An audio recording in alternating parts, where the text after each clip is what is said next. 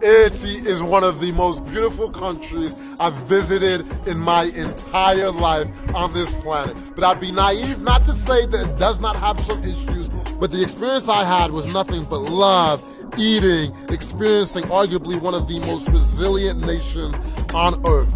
And we explored one of the most beautiful private islands I've ever witnessed while living, where locals are diving 20 meters from shore, catching fish.